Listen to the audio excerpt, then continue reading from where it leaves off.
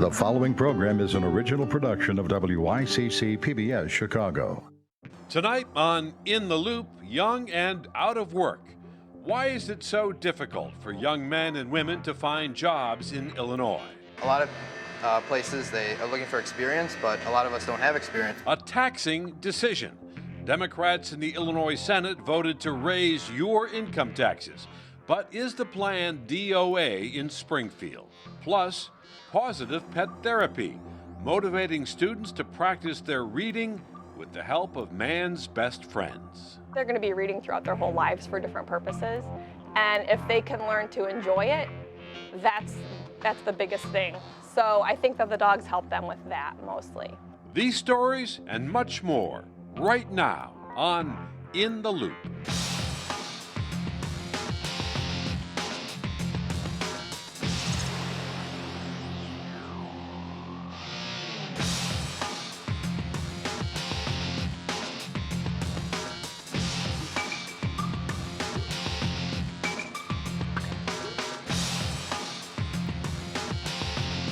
Good evening. I'm Chris Bury.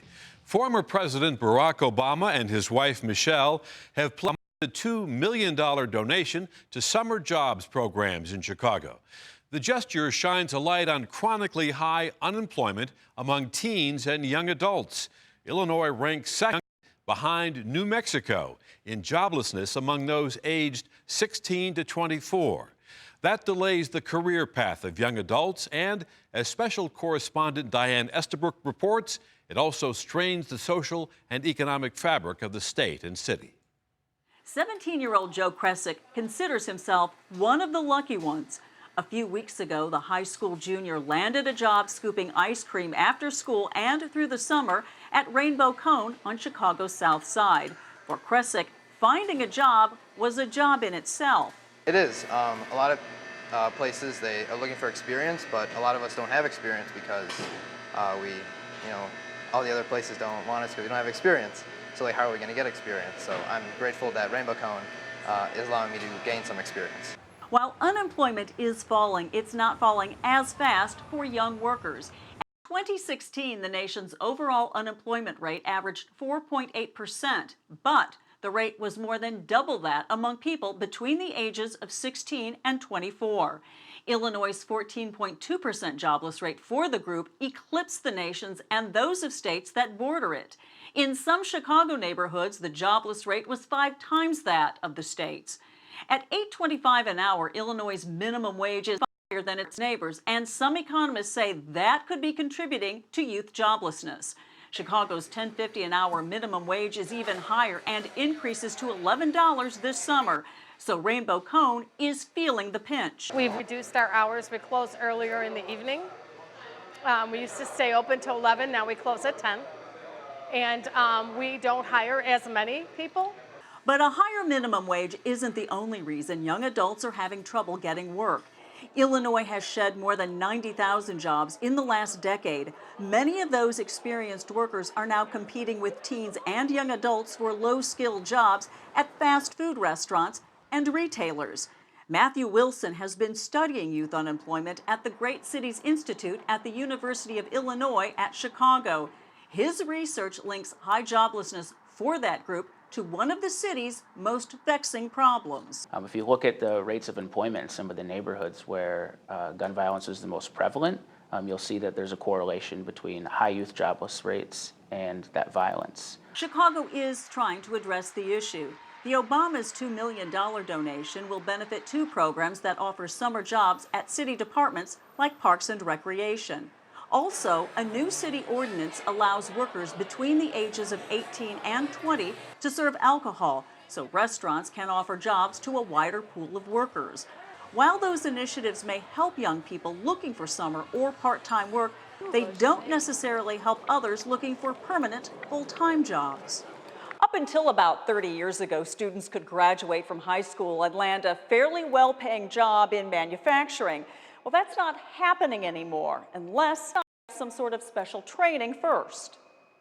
A Chicago nonprofit is providing that training to some.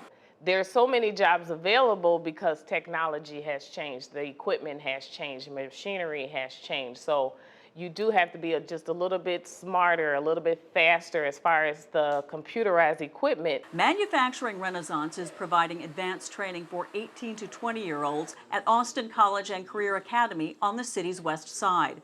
Students like 21-year-old Billy Johnson can get certified to program computers that cut metal parts. The program also helps students develop the so-called soft skills that many of them lack. They taught us that in school we always have to be on school on time and everything, so that's really a very important thing. A 2013 study by the Federal Reserve emphasized the importance of early work. It found young adults who had that experience fared better after the Great Recession than those who didn't. In a recent speech, Fed Chairman Janet Yellen singled out summer jobs in particular. Summer youth employment programs improve participants' attitudes toward their communities, raised their academic aspirations, and boosted their job readiness skills. But Joe Kresick admits he's getting more out of his job at Rainbow Cone than just work experience. He's also getting some much-needed cash. I'm a junior now, so college is coming up, so I'd like to get some money for college so I can hopefully get out debt-free. And that could put teens like Kresick and their communities on the path to an even more successful future. For In the Loop, I'm Diane Eastabrook. Tonight, we're joined by Mark Glennon, founder of WirePoints Illinois Financial News, Garrard McClendon, host of the television show CounterPoint, and Amara Enyia, a public policy consultant, and welcome everyone. So, Mark, the state Senate, the Democrats have pushed through a bill which would raise income taxes to just under 5%, raise corporate taxes, also expand service taxes to things like dry cleaning. Does this stand a chance of becoming law? It stands a chance. Just this morning, Governor Rauner said that the only obstacle to getting it passed, probably getting that deal passed, is agreement on a property tax freeze. He's now angling for a 4-year property tax. Apparently, he's backed off a permanent property tax freeze. So it apparently does stand some chance of passing, although its fate in the House is very doubtful, and I'm not so sure that Speaker Madigan wants a deal anyway. Well, it's funny you mentioned that Governor Rauner seems to be bargaining a little bit, because last night his office issued a statement saying that this confirms the Democratic Party's position is to raise taxes while maintaining the status quo. And Garrard, was this move from the Democrats politically foolish to be perhaps identified with just raising taxes as the solution here? It could have been. What frustrates me more than anything is the lack of creativity when it comes to the governor and when it comes to the officials in the House and in the Senate. You know, it's frustrating because when you continue to tax people year after year after year, and you're not coming up with creative solutions that have any viability, any credibility, of course people are going to leave the state. Of course businesses are going to leave the state. You can't sit down, have a nice meal at a nice restaurant and figure this out. The governor and Madigan are supposed to be smart people, but we haven't had a budget in 2 years. That's not smart to me. That's not budget at all. Well, Amara, should the Senate leader Cullerton at least get some credit for trying to do something here? Well, everyone is saying that they're trying to do something, but yet and still it has been 2 years since we've had a budget. And I agree with the statement about the lack of creativity. We have to understand that the longer this continues, the same solutions that were relevant and viable 2 years ago might not be the solutions we need moving forward. We're now facing $14.4 billion in unpaid bills that the state owes, a $6.6 billion deficit. So what we thought would work in 2 years ago probably won't work moving forward, and we have to be creative and willing to think outside the box as to how to address this. Mark, are we going to end up with a trade-off here, do you think, between higher income taxes and some kind of a high property tax freeze? Is that where the deal is headed?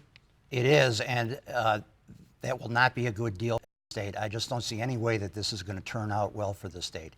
As indicated, people are just fed up with taxes, fairly or not.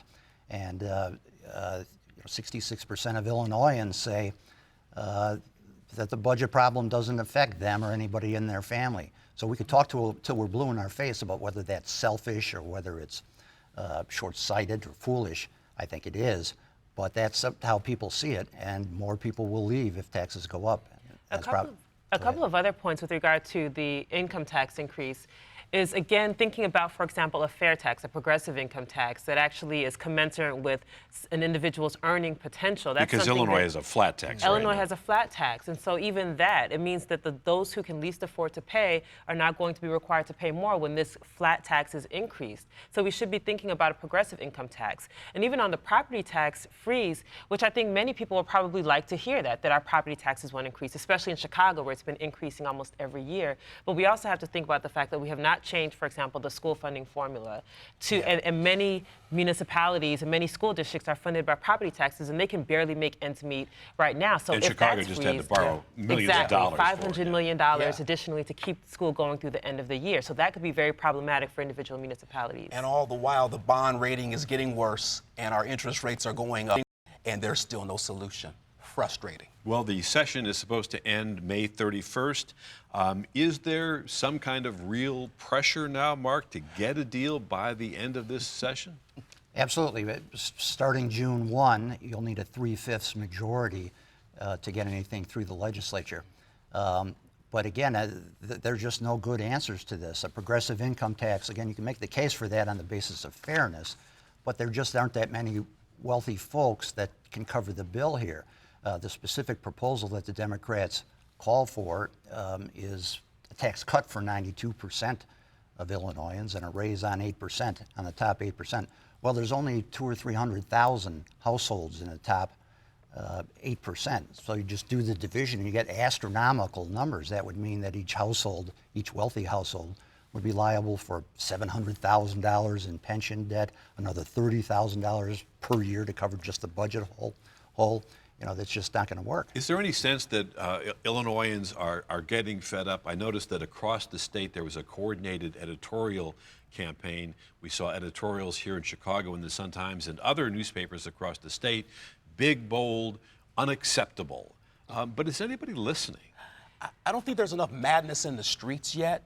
I know every time I look at my receipts, though, I get extremely upset. When I look at my property tax receipts, when I look at my sales tax receipts when I go to the store, it's frustrating. The tax is almost as much as the item that you purchased. When people start to look at this a little bit closer and say, wait a minute, we're losing jobs, we're losing businesses, my taxes are going up, and I'm not getting any bang for my buck. This is frustrating. Maybe I should look at leaving the state of Illinois because they just can't get it together. I think people are really frustrated, and they're expressing it. Part of the challenge is that we're being hit from all sides at both the local and the national level, and so it's hard to keep your balance when there's so many issues, whether it's in education, with our taxes, with immigration issues, and so people are really being hit from all sides, but they're speaking with their feet. And so there was a recent report from the Census Bureau that found that 9,000 people have left the city of Chicago. We've lost our population for 3 consecutive years. Our population has declined more so than any other major city in this country. And in the state of Illinois, we're also seeing that. So people they're speaking. They're voting with their feet. Yeah. Exactly. And this is all playing out in the backdrop of a governor's race, which has already started well over a year before the election. And money is flowing like never before. It's going to be the most expensive governor's race in American history. What does this mean, Mark, for Illinoisans when we're going to have basically all of the billionaires here? A lot of money will go into this. I'm sure it will set records. I think it'll end up being Pritzker against Rauner, and you'll see a very progressive, probably, platform proposed by Pritzker. He hasn't been very specific yet, and Rauner will try to stick to his message that he's been seeking reform. He did start out with a list of 41 reforms. He's down to apparently just one now, which is the property tax thing. So we really haven't gotten much out of this, and that's the problem. Yeah, you know, it's funny looking at two people who have upper millionaire and billionaire status who are the most of these, who don't think about the least of these. That's what frustrates me. When I see candidates who are raising millions of dollars and you're not hearing an adequate narrative about homelessness, about feeding people who are poor, about job training, about trades, when I'm not hearing that in the conversation, and I hope I do in the campaigning that's going to take place, when you're not hearing that narrative, all of the people who are middle and lower middle class God forbid, the poor get totally left out. Well, it's funny you mentioned that because some of the issues that have come up might be classified as silly or extraneous. One of the big ones involving Pritzker is that he's being attacked by Republicans for taking advantage of a tax break on a Gold Coast mansion. We're going to bring up a picture of this place, and this is a multi-million-dollar mansion on the Gold Coast. I think a lot of us would be happy to live there. No matter how dilapidated. Is this a fair attack? Does this show him as just another politician, Amara? Well, they're going to pull at anything that they can to try to delegitimize him. And quite frankly, speaking only for myself, I'm very underwhelmed by the candidates. We simply have two billionaires who, neither of whom had political experience. One who came in because of the stalemate and because of the things that Illinois hadn't done, was able to come in and turn around agendas, as our governor claimed. And now we have Pritzker coming in, who's yet another billionaire who, if we're honest, doesn't have connections with people who are struggling with the issues of the state, but he has the money to create a persona that he's someone who cares about those issues. And so what this is going to come down to is whomever has the most money. So I do think it will end up being Pritzker versus Rauner. Let's go to the city desk now. The Chicago City Council voted this week to approve gun ranges in parts of the city. This is after a federal court ruled that the previous rules were too restrictive. Good policy, Mark? Sure, why not? It's another business. It'll create jobs. These are not gangbangers that'll go to these places. This will be people with licenses to carry guns, which are very strict. I, for one, feel more comfortable knowing that there are good people out there with guns who know how to use them properly. So I don't really have any problem with this. Gerard, what about you? I mean, should legitimate gun owners have a place to train and practice safely in the city? I believe so, but I think that there should be some sort of quarantine on where these occur. You know, I'm definitely not an anti-gun owner type of person, but what I worry about are the ancillary things that may happen. You know, gun theft before or after a person goes to the range, some sort of crime that may happen in a community that is heavily populated where a gun range is, and guns get stolen or people are shot or, you know, God forbid, killed in a situation that's near a gun range. On the other side, though, I really have a problem with the United States of America's obsession with owning a gun just because. Well, the federal court decision is criticized here by some of the dissenting aldermen who said that they are out of touch with the reality of gun violence in Chicago. Mara? Well, I think the irony is that the people who need access to the gun ranges are those individuals who are shooting people who have illegally acquired a gun and are now shooting and can't aim at their target and are hitting and killing innocent people. That's the irony of all of this, right? So anyone who is legally going to obtain a gun, they should have access to a gun range where they can practice. But the reality of gun violence is that it's those who have illegally obtained their guns, have never trained on them, and are out in communities committing these violent acts and killing innocent people while they're doing so. That's the irony. Also from City this week, a counterpunch on President Trump's immigration policies from Mayor Emanuel. He's launched the One Chicago campaign, which basically lays out the welcome mat for immigrants in a series of commercials, highlights legal services for them. Is this sending an important message? I think far too much is being made of this issue, and we ought to be on common ground on this. What we should be doing, insisting upon, is simply holding Trump to his stated policy, which is not consistent with the extreme rhetoric he had during the campaign. His policy is simply to deport people who have committed serious crimes. Nobody should have a problem with that.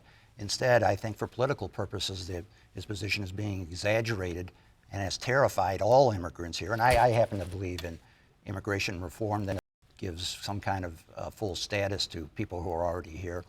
But taking the dangerous criminals off the street shouldn't be a problem. Launching a campaign like this sort of flies right in the face of the Trump crackdown in immigration. Is Mayor Emanuel setting himself up for a battle with the feds? He could be, but I think that sometimes we have to take, politics is in everything, but I always look for the moral side things when it comes to creating sanctuary for people who are hardworking people who may not have United States of American status, but are hardworking people who are immigrants to some sort. You just can't kick those people out of the country. But we're not doing that. That's not the policy, and unfortunately. But the fear is still there. The fear is there deliberately. And fear is the narrative. Fear is deliberate. You know, and here's the other thing. We're going after brown people. You know, what about the Polish people? What about the Irish people in this country who are illegal but would never be considered illegal because they're white? Let's just go after brown people because they may not have a green card. I definitely understand that point, and I come from an immigrant family, so this is an issue that is, of course, very important to me. However, I think from the standpoint of the city of Chicago, we have to remind people that it was this mayor who actually advised former President Barack Obama not to address immigration in his first term. So it's interesting to me that now he is positioning himself as the headliner for all issues immigrant related, but I think it's because it's a politically expedient move that can help him win votes if he's attempting to get reelected. The second point is that sanctuaries should be sanctuaries for everyone. So what good is it to have a place that is a sanctuary for immigrant families if they do not have access to high quality schools, if they are being taxed out of their homes, if their communities are violent?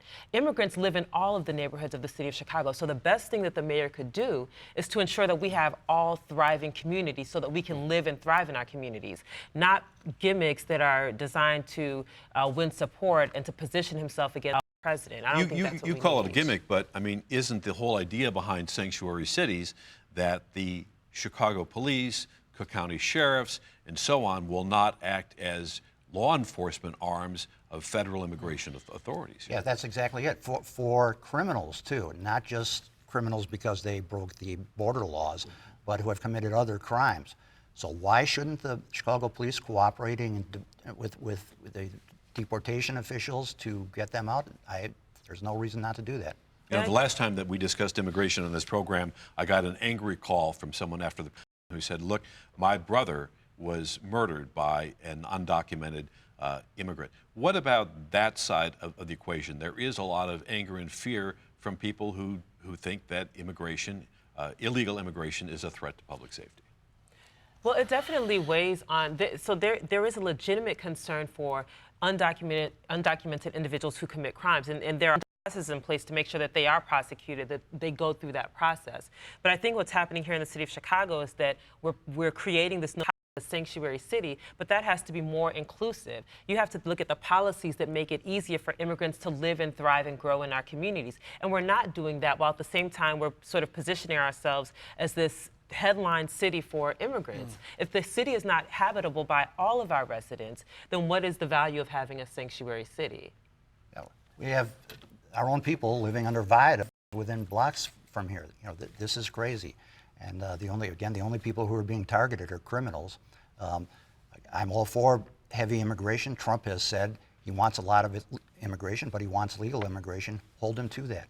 What about Amara's point that she sees this as a political scheme on behalf of Mayor Emanuel because Chicago has an immigrant, that he's using this basically to set up his election? That's what politicians do. Politicians are skillful. No surprise. That's what they do.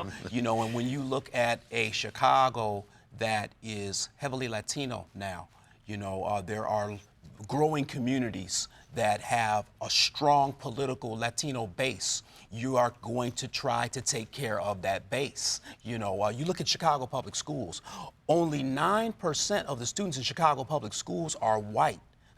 So you have to concentrate. You get to election season, you see politicians start to move toward what are the black concerns, what are the women's concerns, what are the Hispanic concerns. And you see how phony at times these politicians are because during their run, those things never came out of their mouth. And that's an excellent point, because one thing that we found is that in Chicago public schools, when they were cutting the budget because of the emergency that they might close schools. I'm sorry, early. we are running out of time, so I'm going to have to hold it there. Great point. We'll get it next time. Mark Glennon, Garrard McClendon, and Amara Enyia, thanks for your time today. As the school year wraps up in the Chicago area, it's worth a minute or two to reflect on the success stories in education. Tonight, we visit one school that's come up with a doggone good way to teach kids how to read. These students at Schaefer Elementary School in west suburban Lombard are learning to read.